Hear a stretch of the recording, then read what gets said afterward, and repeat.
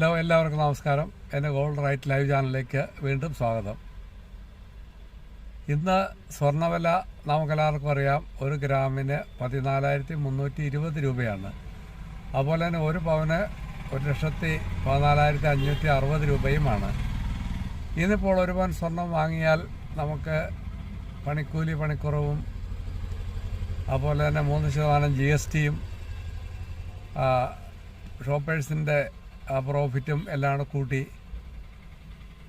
1,25,000 രൂപയാകുന്നതാണ് ഇന്നിപ്പോൾ 1 പവൻ സ്വർണം വാങ്ങിയാൽ.